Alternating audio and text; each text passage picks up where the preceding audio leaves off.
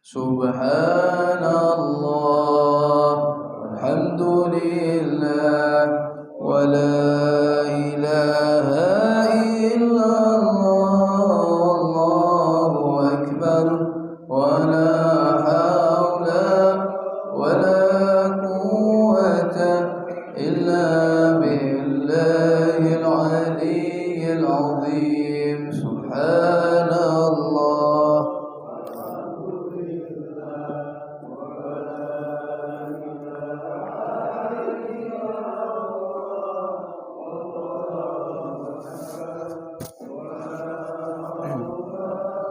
ولا قوة إلا بالله العلي العظيم. سبحان الله لله ولا إله إلا الله والله أكبر ولا حول ولا قوة إلا بالله العلي العظيم.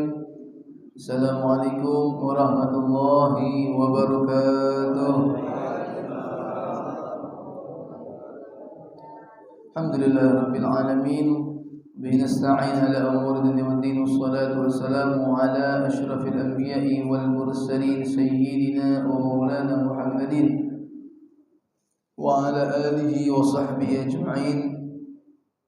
Rabbi syrah li sadri wa yassir li amri wahlul 'uqdatam min lisani yafqahu qawli wasadid lisani wahdi qalbi bi jahin nabi wal ali was sahbi. Amma ba'd. Hadirin hadirat Bapak Ibu yang dirahmati, yang dicintai oleh Allah Subhanahu wa taala, alhamdulillah kita bersyukur kepada Allah Subhanahu wa taala atas setiap nikmat yang Allah berikan kepada kita, sehingga dengan nikmat-nikmat tersebut alhamdulillah kita dapat dengan mudah untuk melakukan segala aktivitas kegiatan amal ibadah kita sehari-hari, dan khususnya pada pagi hari ini kita dapat dengan mudah untuk melangkahkan kedua kaki kita ke masjid ini untuk memenuhi panggilan Allah Subhanahu wa taala, salat subuh secara berjamaah, berzikir, bertasbih, mengingat Allah Subhanahu wa taala, dan dilanjutkan untuk dalam pengajian yaitu majelis ilmu, dan insyaallah apa yang kita dengar, apa yang kita dapat, semua ilmu ini akan menjadi ilmu yang bermanfaat bagi kita semua. Amin amin ya rabbal alamin.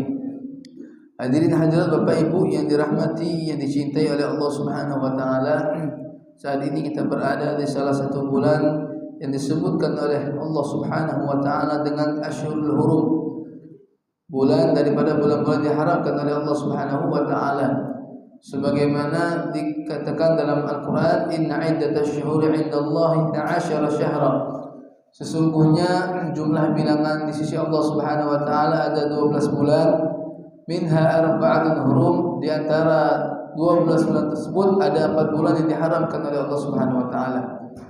Kenapa diharamkan oleh Allah Subhanahu wa taala? Karena di bulan ini, 4 bulan ini adalah di mana Allah Subhanahu wa taala melipat gandakan setiap amalan-amalan seorang hamba, dan begitu juga Allah Subhanahu wa taala melipat gandakan setiap perbuatan dosa yang dilakukan di bulan-bulan tersebut. Ada bulan yang disebut dengan bulan Dzulqa'dah, ada Dzulhijjah, ada Muharram, dan satu lagi terpisah kata Rasulullah, yaitu bulan Rajab, yang mana kita semua saat ini berada di dalamnya. Hadirin hadirat Bapak Ibu yang dirahmati oleh Allah Subhanahu wa taala, maka ada apa saja di dalam bulan Rajab ini? Apa saja sejarah yang berada, yang pernah ada di dalam bulan Rajab?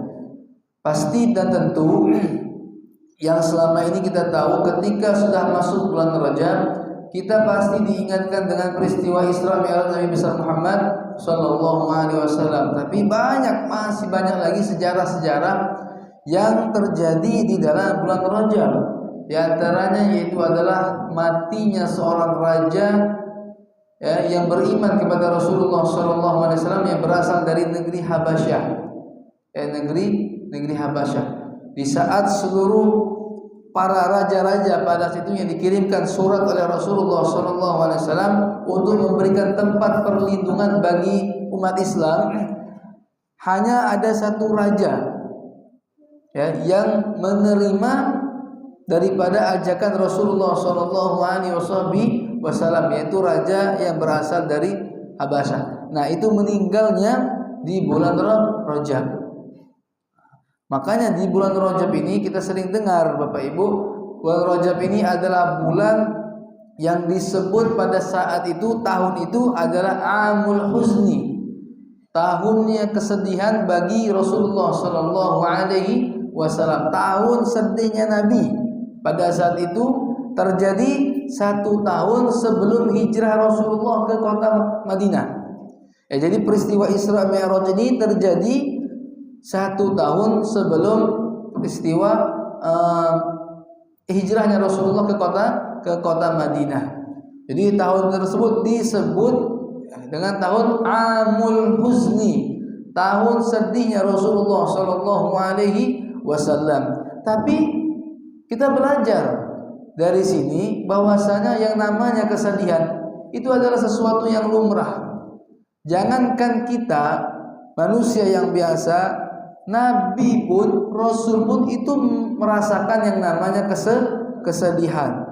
Ya enggak? Nabi pun merasakan yang namanya kesedihan. Makanya Nabi itu dihibur, diberikan oleh Allah Subhanahu wa taala hadiah. Jadi perjalanan Isra Mi'raj ini Bapak Ibu bukan hanya sekedar perjalanan Isra Mi'raj berjumpa dengan Allah dan segala macam, tidak. Tapi memang benar-benar kata para ulama, Isra Mi'raj ini adalah hadiah yang Allah berikan kepada Nabi Muhammad sallallahu alaihi wasallam. Maka di sini kita pahami, di setiap Allah Subhanahu wa taala berikan satu kesedihan, Allah berikan satu ujian, pasti setelah itu Allah akan bukakan pintu-pintu kebaikan. Bukan hanya 1-2 pintu, akan tetapi lebih dari itu. Nabi pun diberikan ujian oleh Allah Subhanahu wa taala, ditutup pintu apa? Yaitu diwafatkan orang tercintanya, Khadijah binti Khuwailid, Abu Thalib, paman tercinta. Ini orang-orang terdekat Nabi Muhammad, orang-orang yang selalu membackup Nabi Muhammad sallallahu alaihi wasallam di dalam perjalanan dakwah Nabi. Di tahun itu 2 orang ini diambil oleh Allah Subhanahu wa taala. Makanya ketika Allah Subhanahu wa taala menutup satu pintu kebahagiaan Nabi Muhammad sallallahu alaihi wasallam, setelah itu Allah berikan kebahagiaan kepada Rasulullah. Hadiah apa? Isra Mi'raj. Melakukan kunjungan ke surga, kunjungan ke neraka. Kenapa hikmah Rasulullah di situ melakukan kunjungan surga dan kunjungan ke neraka? Agar apa? Karena setiap orang yang melihat dan mengingat surga, surga itu adalah kekuatan. Jadi orang yang mengingat surga itu adalah kekuatan bagi orang yang beriman. Makanya Rasulullah SAW ketika melihat surga, maka seluruh kesedihannya, ya enggak, yang biasanya Rasulullah larut di dalam kesedihan, ketika melihat surga Rasulullah senang.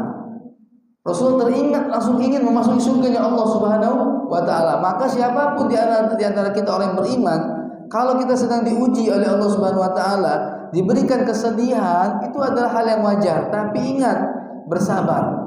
Ketika kita bersabar dan kita mengingat di balik kesulitan, di balik kesedihan tersebut, Allah siapkan surga untuk orang yang beriman.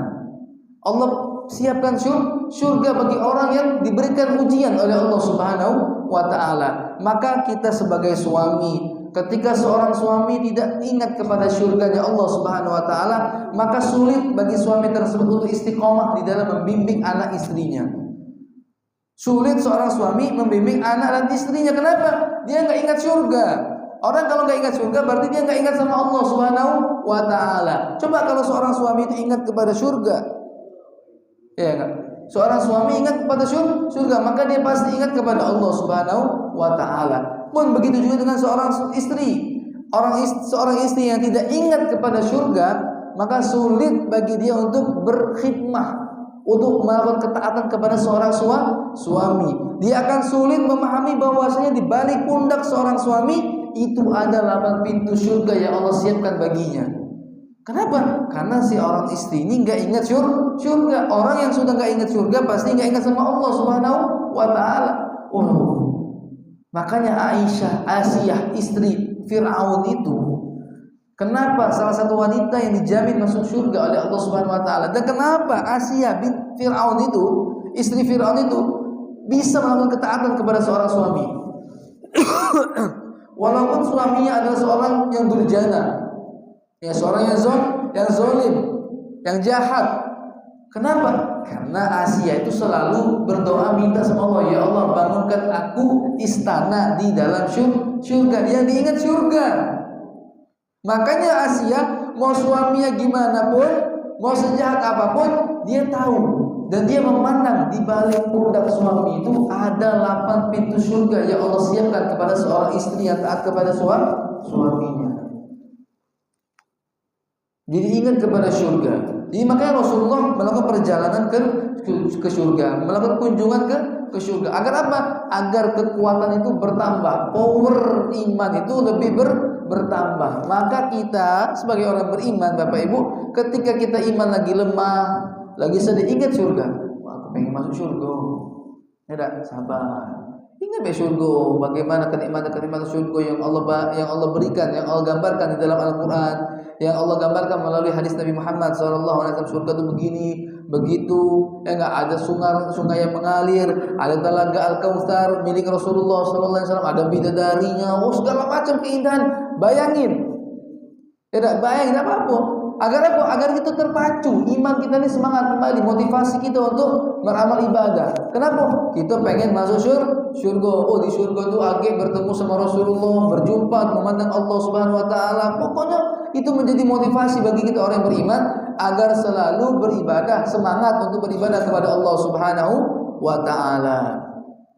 Nah, Bapak Ibu yang dirahmati oleh Allah Subhanahu wa taala, kemudian ya, peristiwa Isra Mi'raj Nabi besar Muhammad sallallahu alaihi wasallam juga hikmah yang kedua, yaitu adalah mengajarkan kepada kita selaku yang beriman kepada Allah dan Rasul bahwasanya yang namanya ketaatan kepada Allah dan Rasulullah itu enggak harus taatnya tanpa batas dan tanpa syarat dan tanpa tapi. Ya, taat sama Allah, patuh dengan perintah Nabi itu adalah taat yang tanpa syarat, tanpa tapi. Gak boleh kita ngomong aku cinta sama Allah tapi. Nah, kalau sudah tapi itu udah agak cinta namanya. Aku cinta sama Nabi Muhammad SAW, tapi sudah ada tapi itu. Ini bukan cinta lagi. Sama seperti hal Bapak Ibu muji wong. Muji siapa? Misalnya si fulan, wih mung itu Masya Allah, sedekah, ini segala macam. Tapi, kalau udah tapi itu bukan muji lagi, tapi sudah mulai ngatoi. Ya tak? Alah muji. Ya tak? Tapi, ada tapi juga. Lah sudah tapi itu bukan muji lagi namanya. Apa? Ngatoi. Ya tak? Nah, seperti cinta kita kepada Allah, patuhnya kita sebagai umat Nabi Muhammad itu tak boleh ada tapi. Tidak boleh ada syarat, tanpa batas, totalitas tanpa batas. Taat kita kepada Allah Subhanahu wa taala dan cinta kita kepada Nabi Muhammad sallallahu alaihi wasallam selayaknya sahabat Nabi yang bernama siapa? Abu Bakar As-Siddiq. Abu Bakar As-Siddiq. Di saat semua orang tidak percaya dengan peristiwa Mi'raj Nabi Muhammad sallallahu alaihi wasallam, itu seluruh pembesar kafir Quraisy berkumpul. Jadi Nabi setelah Mi'raj turun ke dunia, ke bumi, Nabi mengumpulkan orang-orang Quraisy di salah satu tempat yang disebut dengan Jabal Abi Qubais. Jabal Abi Qubais. Jadi kalau kita melakukan umroh atau ketika haji itu, ketika kita selesai melaksanakan tahallul, kita keluar kan dari situ kan, keluar menuju ke pelataran lagi. Nah, nanti di sisi sebelah kiri itu ada gunung, bukan gunung, bukit. Tapi sekarang sudah banyak dipapas. Diambil batu-batunya sudah diambil. Jadi tidak terlihat lagi bukit Jabal Abi Qubais itu, enggak terlihat lagi. Dan itu termasuk jabal, gunung atau bukit yang tertinggi pada saat itu di kota Mekah. Bukan paling tinggi, bukan, termasuk yang tertinggi. Jadi kalau orang-orang dulu pengen mengasih kabar, menginformasikan kepada masyarakat kota Mekah, naik ke Jabal Abi Qubais. Nah, Nabi pun ketika Mi'raj pulang, naik ke Jabal Abi Qubais. Naik di situ dan Nabi mengumpulkan seluruh orang-orang kafir Quraisy. Seluruh orang-orang itu dikumpulkan satu tempat. Nabi bercerita tentang apa yang telah ia lakukan di dalam perjalanan Isra wal Mi'raj. Nabi cerita, di situ Bapak Ibu banyak sekali orang-orang yang beriman itu murtad. Banyak sekali sahabat Nabi yang beriman yang sudah masuk ke dalam Islam. Di saat mendengar cerita Nabi Muhammad Mi'raj itu, semua mereka banyak yang murtad, gak percaya dengan cerita yang dibawa oleh Nabi Muhammad SAW. Hampir rata-rata di situ murtad. Walaupun memang masih sedikit yang beriman, yang masuk Islam masih sedikit, tapi banyak yang murtad. Disitulah orang-orang kafir Quraisy memanfaatkan situasi kondisi untuk mengelabui Abu Bakar As-Siddiq radhiyallahu taala anhu. Jadi Abu Jahal mengatakan kepada orang-orang kafir Quraisy, Muhammad ini sudah ditinggal oleh Khadijah. Muhammad sudah ditinggal dengan Abu Thalib. Ini orang-orang yang menopang Nabi dua ini. Enggak. Khadijah dari segi ekonomi, finansial, Abu Thalib dari segi apa? Kekuatan. Enggak, orang enggak berani nyentuh Nabi Muhammad selagi ada Abu Thalib. Enggak berani, enggak pernah nabok, enggak pernah. Ketika Abu Thalib meninggal, Abu Jahal pernah menampar Nabi. Abu Jahal itu pernah menampar Nabi di depan Ka'bah. Ya, sampai terdengar oleh pamannya Hamzah bin Abdul Muthalib, paman Nabi. Hamzah, singanya padang pasir. Itu belum masuk Islam Hamzah. Tapi mendengar bahwasanya ponakannya Muhammad itu ditampar oleh Abu Jahal. Habis itu Abu Jahal ditampar oleh Hamzah bin Abdul Muthalib, paman Rasulullah. Pada saat itu belum masuk Islam. Kenapa? Karena sukunya itu kuat masih, ikatan keluarga itu kuat. Makanya ketika Abu Thalib masih ada tuh belum. Karena kenapa? Abu Thalib termasuk pembesar orang kafir Quraisy pada saat itu. Jadi nggak berani. Jadi ketika Khadijah meninggal, Abu Thalib meninggal, tambah kuat ini. Cacian, makian, enggak orang-orang kafir Quraisy terhadap Rasulullah Sallallahu Alaihi Wasallam. Jadi Abu Jahal ngomong, ini kalau seandainya Abu Bakar meninggalkan Muhammad juga, kelar, selesai Muhammad. Ya sudah. Akhirnya dibawa orang-orang Quraisy ini menuju menemui Abu Bakar. Pada saat itu emang nggak ada Abu Bakar di Jabal Abi Qubais. Ketika Nabi cerita, itu Abu Bakar nggak ada, ya tidak terlihat. Akhirnya dicari ketemu Abu Bakar As-Siddiq dan diceritakan apa yang diceritakan oleh Nabi Muhammad SAW. Maka apa ucapan Abu Bakar As-Siddiq setelah mendengarkan kisah yang dibawa oleh Abu Jahal tentang Nabi Muhammad SAW? Ini ucapan yang sangat luar biasa. Wallahi, kata Abu Bakar As-Siddiq, demi Allah, kalaupun sahabatku Muhammad itu menceritakan lebih dari itu, katanya, lebih dari yang dia bawakan itu ceritanya, sesuatu yang tidak bisa kalian terima dengan akal logika kalian, wallahi la usaddiqannahu, pasti akan aku benarkan cerita tersebut. Aku akan percaya, kata Abu Bakar, apapun yang dibawa, yang diceritakan oleh Nabi Muhammad, pasti aku akan percaya. Wallahi ma ab'adu min dzalik la usaddiqannahu. Lebih dari itu pun aku pasti akan percaya kepada Muhammad. Entah pala Abu Jahal ngasih itu, jawaban dari Abu Bakar. Menyut pala Abu Jahal, aduh ini katanya lebih gila daripada Muhammad. Abu Bakar ini lebih gila daripada Muhammad. Kenapa? Percaya dengan cerita yang dibawa Nabi Muhammad. Memang Isra Mi'raj itu tidak bisa diukur dengan akal logika. Kita juga belajar dari sini. Perjalanan Mi'raj Nabi ini tidak bisa diukur dengan akal logika. Makanya disitulah fungsi iman. Fungsi iman itu adalah iman itu menjangkau yang tidak bisa dijangkau oleh logika. Itu iman. Kalau sudah berbicara tentang iman, ya tidak bisa dijangkau dengan akal logika. Itu melebihi jangkauan daripada logika. Makanya orang-orang zaman sekarang yang mereka beragama Islam kadang-kadang masih ada pemahaman-pemahaman liberalnya dalam otak pikiran mereka. Setiap apapun yang tidak cocok dengan logika, mereka tolak. Apapun yang dibawa oleh Nabi Muhammad dalam agama Islam ini yang tidak cocok dengan akal pikiran logika mereka, itu nggak ditolak sama mereka. Walaupun mereka Islam. Nah, ini karena pemikiran liberalismenya masih masuk. Padahal tidak seperti itu. Kalau sudah berbicara tentang iman, apapun yang dibawa oleh Muhammad SAW itu adalah konsepnya sam'an wa ta'atan. Kita dengar dan kita jalani, kita taati. Nggak boleh kita komplain, kok bisa begini, kenapa begitu. Karena memang apa? Terkadang memang setiap apapun yang dibawa oleh Nabi itu ada kadang-kalanya memang tidak bisa diterima oleh akal logika. Yang dibutuhkan adalah apa? Iman, kepercayaan, keyakinan kepada Allah dan Rasulullah Shallallahu Alaihi Wasallam. Jadi memang perjalanan Isra wal Mi'raj ini adalah perjalanan yang sangat luar biasa. Bukan perjalanan yang biasa, tapi perjalanan yang sangat luar biasa. Salah satu hikmahnya yaitu adalah ketika Allah Subhanahu wa taala menceritakan perjalanan Mi'raj Nabi besar Muhammad sallallahu alaihi wasallam dari seluruh cerita-cerita yang dibawakan dalam Al-Qur'an. Jadi kan Al-Qur'an itu banyak sejarah-sejarah banyak. Memang Al-Qur'an itu bukan kitab sejarah, bukan, tapi banyak kisah-kisah yang bersejarah di dalam Al-Qur'an. Ya, contoh cerita Nabi Musa alaihissalam, cerita Nabi Isa, Nabi Yahya, Nabi Yakub, segala macam. Ya enggak? Hikmah-hikmah itu banyak cerita-cerita yang sangat luar biasa. Tapi tidak ada satupun, silakan Bapak Ibu cek, tidak ada satupun di dalam Al-Quran ketika Allah ceritakan peristiwa-peristiwa yang besar tentang nabi-nabi terdahulu sebelum Nabi Muhammad itu menggunakan kalimat tasbih. Gak ada.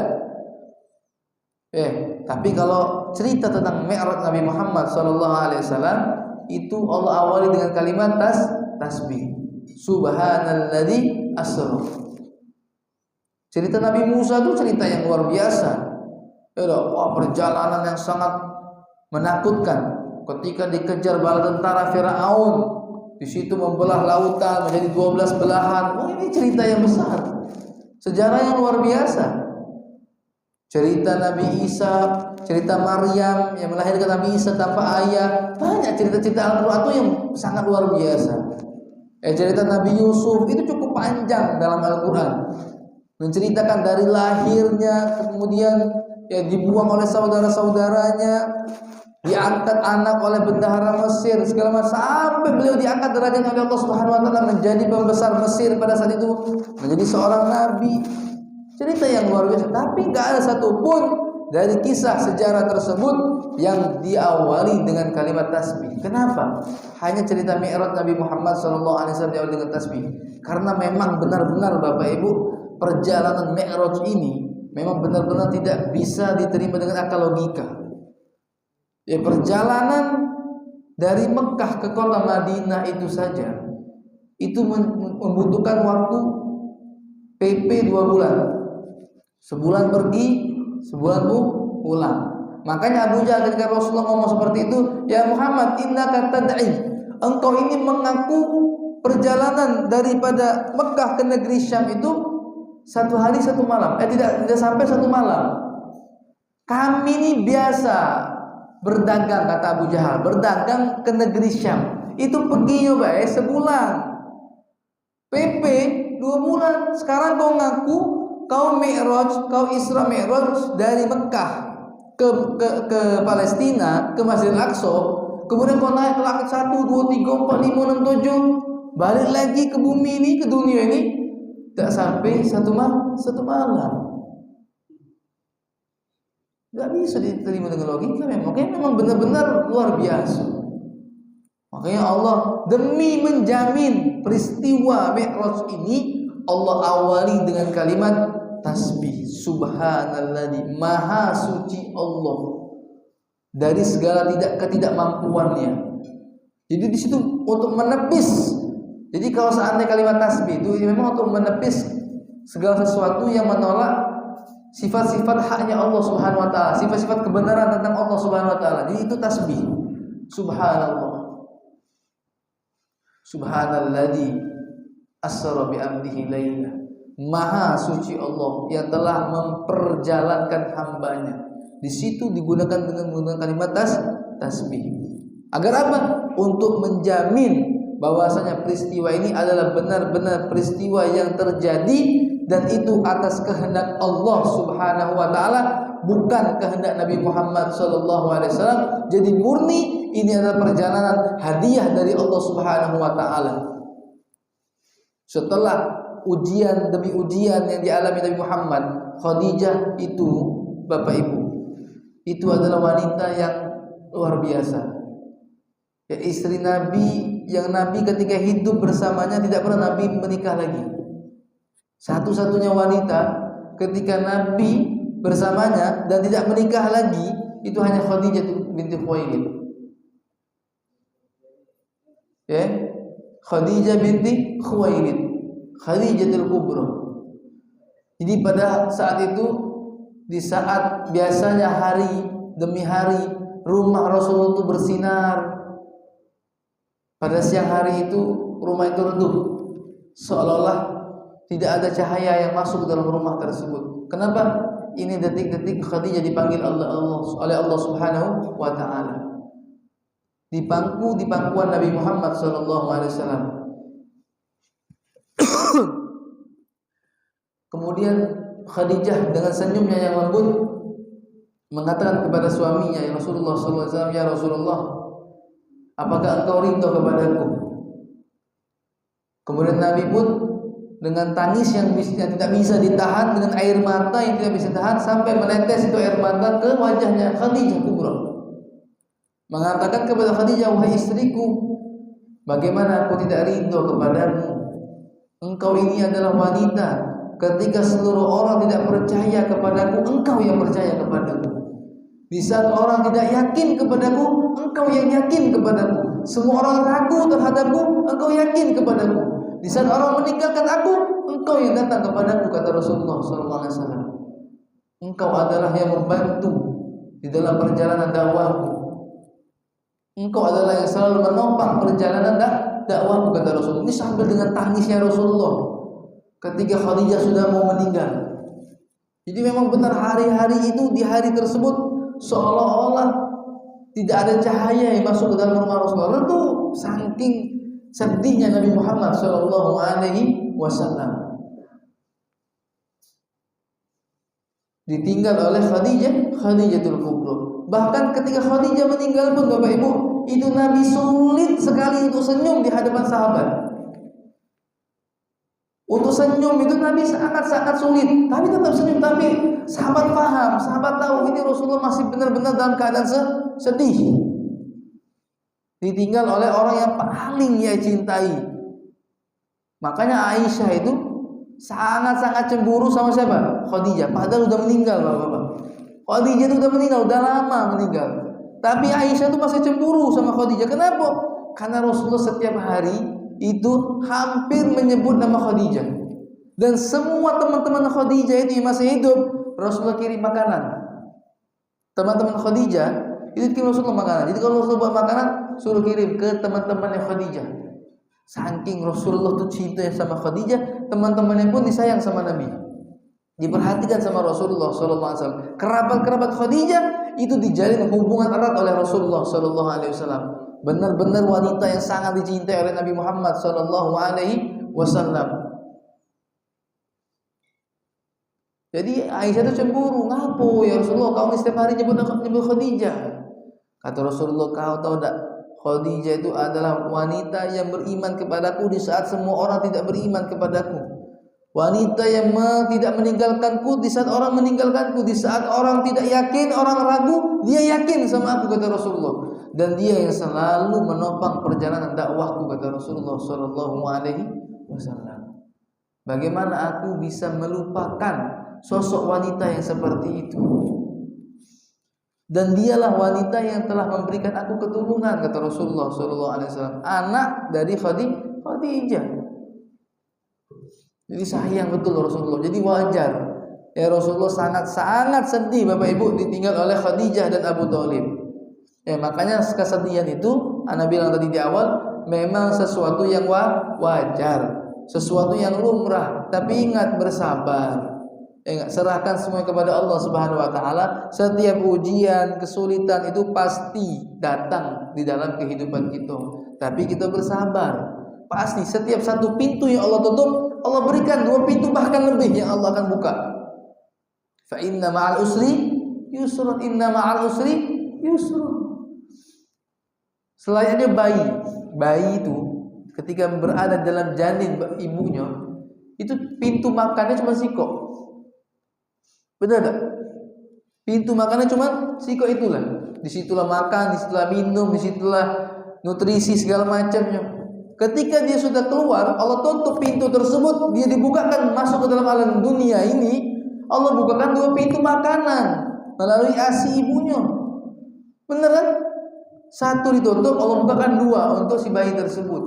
Nah, begitu juga dengan hidup kita. Ketika kita diberikan oleh Allah Subhanahu wa taala ujian, Allah tutup di 1 pintu. Diberikan kesulitan oleh Allah Subhanahu wa taala. Biasanya mudah, Allah berikan kesulitan, ditutup dulu sama Allah Subhanahu wa taala. Yakinlah kalau kita bersabar dan kita tawakal kepada Allah Subhanahu wa taala dengan apa yang dilakukan oleh baginda Rasulullah, tawakal berserah kepada Allah Subhanahu wa taala. Kalau kita pun berada di posisi Nabi pun kita akan merasakan sedih-sedih yang luar biasa. Tapi apa? Sudah sabar. Kita yakin pasti setiap kesulitan pasti ada kemudahan. Allah berikan hadiah untuk Nabi Muhammad, yaitu perjalanan Isra wal Mi'raj. Bertemu sahabat-sahabatnya, bertemu abang-abangnya. Tidak bertemu siapa? Para nabi. Senang Rasulullah bertemu sahabat-sahabatnya, teman-temannya, saudara-saudaranya. Nabi Yakub, Nabi Ibrahim, Nabi Idris, semua nabi. Bertemu. Bahkan ketika di Masjidil Aqsa, di situ seluruh nabi berkumpul menunggu kedatangan Nabi Muhammad sallallahu alaihi wasallam, dan di situ Nabi Muhammad menjadi imam dari seluruh para nabi dan rasul pada saat itu. Jadi memang senang nabinya, tadi sedih dihibur oleh Allah. Sebelum berjumpa dengan Allah, sebelum naik ke Sidratul Muntaha, Allah hibur dulu, senangin dulu hatinya. Oh, ketemu sama nabi-nabi dulu. Ketemu, diajak Nabi, malaikat Jibril alaihissalam berjalan melakukan kunjungan ke surga, lihat surga. Oh, semangat. Tadi sedih. Oh, lagi sedih, lagi galau nih Nabi Muhammad. Ditinggal sama Khadijah sama Abi Thalib. Ketika melakukan kunjungan ke surga, ya Allah, surga. Semangat lagi imannya, terpacu lagi. Melihat kunjungan ke neraka, diberikan permisah-permisah percontoh oleh Allah Subhanahu wa taala. Ada umat yang seperti ini, ada yang disiksa, ada yang dipencut, ada yang berjalan seperti ini, ada yang ditenggelamkan di sungai darah, macam-macam. Disitulah iman Rasulullah terpacu lagi, semangat lagi, senang. Hadiah Isra wal Mi'raj. Setelah itu apa yang terjadi? 1 tahun setelah itu diberikan hadiah kota Madinah, hijrah ke kota Madinah, yang mana Madinah pada saat itu menjadi pusat dakwahnya Rasulullah. Dari kota Madinah ini 10 tahun menetap di Madinah, balik lagi kota Mekah dalam keadaan menang, dalam keadaan yang sudah pada saat itu Islam sudah luas. Itu hadiah dari Allah Subhanahu wa taala, berkat sabarnya Nabi Muhammad sallallahu alaihi wasallam. Maka kita sebagai orang yang beriman pasti diberikan ujian oleh Allah Subhanahu wa taala, kesulitan, maka bersabarlah. Dan yakinlah Bapak Ibu, setiap kesulitan, setiap ujian yang Allah hadirkan dalam kehidupan kita, yakinlah pasti ada yang namanya kebaikan, ada hikmah di balik tersebut. Pasti kemudahan itu Allah akan berikan dengan syarat sabar dan yakin sama Allah Subhanahu wa taala. Yakin dengan ayat fa inna ma'al usri yusra, inna ma'al usri yusra. Pasti ada kemudahan dari Allah Subhanahu wa taala. Maka insyaallah dengan hikmah di balik peristiwa Isra wal Mi'raj ini, kita dapat memetik hikmah tersebut dan kita bisa amalkan. Bahwasanya kita orang yang beriman ini ketika diuji oleh Allah Subhanahu wa taala itu hal yang biasa, kesedihan itu hal yang biasa, tapi ingatlah dan yakinlah setiap ujian musibah yang Allah hadirkan dalam kehidupan kita, pasti Allah akan berikan kemudahan dengan syarat kita bersabar dan yakin kepada Allah Subhanahu wa taala. Hadirin Bapak Ibu yang dirahmati oleh Allah Subhanahu wa taala, sampai di sini apa yang bisa kami sampaikan. Insyaallah apa yang disampaikan bisa menjadi ilmu yang bermanfaat dan bisa kita aplikasikan dalam kehidupan kita sehari-hari. Amin amin ya rabbal alamin. Hadza minima aqulakum wal afu minkum. Kita tutup dengan membaca doa. Astaghfirullahaladzim, astaghfirullahaladzim, a'udzubillahi minasyaitonir rajim. Bismillahirrahmanirrahim. Alhamdulillahirabbil alamin. اللهم صل وسلم على سيدنا محمد وعلى سيدنا محمد اللهم اهدنا بهداك واجعلنا ممن يسارع في رضاك ولا توالنا وليا سواك ولا تجعلنا ممن خالف أمرك وعصاك اللهم أغننا بالعلم وزينا بالحلم وأكرمنا بالتقوى وجملنا بالعافية يا أرحم الراحمين وسبحانك اللهم وبحمدك أشهد أن لا إله إلا أنت نستغفرك اللهم ونتوب إليك سبحان ربك رب العزة عما يصفون وسلام على المرسلين والحمد لله رب العالمين ورحمكم ثم السلام عليكم ورحمة الله وبركاته.